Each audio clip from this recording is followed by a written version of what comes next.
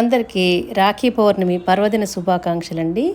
మన భారతీయ పండుగల్లో అన్నదమ్ములు, అక్క చెల్లెళ్ళ ప్రేమకు, అనుబంధానికి ప్రతీకగా చేసుకునే అతి ముఖ్యమైన, అద్భుతమైన, ఆనందకరమైన పండుగ రాఖీ పండుగని మనందరికీ తెలిసిందే కదండి.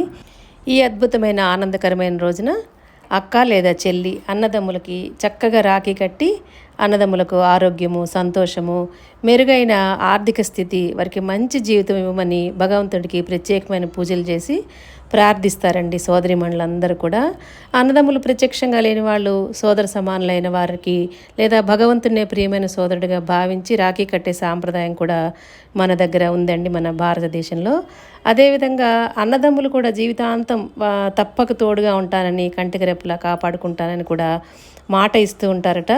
అక్క చెల్లెళ్ళు అన్నదమ్ముల చేతికి రాఖీ కట్టి రకరకాల తీపి వంటలతో భోజనం పెట్టి శక్తి కొద్దీ బహుమతులను కూడా ఇచ్చే సాంప్రదాయం కూడా మన భారతదేశంలో ఉందండి. ఎంత గొప్ప సాంప్రదాయమో కదా.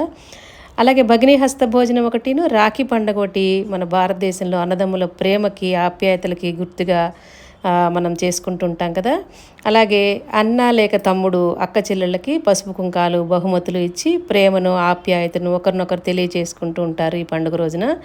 ఒకప్పుడు శ్రీకృష్ణుడికి చెయ్యికి చిన్నగా తెగి రక్తం కారుతుంటే వెంటనే ద్రౌపదీదేవి తన వస్త్రాన్ని చింపి శ్రీకృష్ణుడికి మణికట్టుకు అనమాట కట్టు కట్టిందట. అప్పటి నుంచి ఇది వస్తోందని చెప్పేసి ఈ సాంప్రదాయం అని కూడా ఒక చిన్న కథ ఉందండి.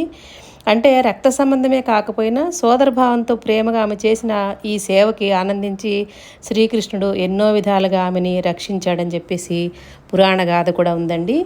బంధం అంటే కేవలం రక్త సంబంధం మాత్రమే కాదు, కష్ట సమయంలో ఒకరినొకరు అండగా నిలబడటం, ఒకరినొకరు ప్రేమగా ఆప్యాయంగా చూసుకోవటం కూడా నిజమైన బంధమే కదండి. రాఖీ అనేది కేవలం చేతికి కట్టే రంగుదారమే కాదు, రెండు ఆత్మీయ అనుబంధాల ప్రేమతో కలిపే అందమైన బంధం అని రక్షాబంధన్కి ఒక అర్థం కూడా ఉందటండి.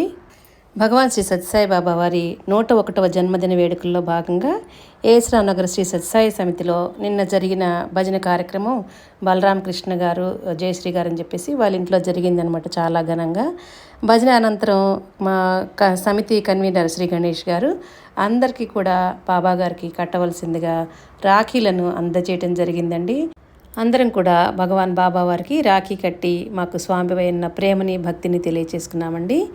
అందరికీ మరి ఒకసారి రాఖీ పండుగ శుభాకాంక్షలు. Thank you for watching.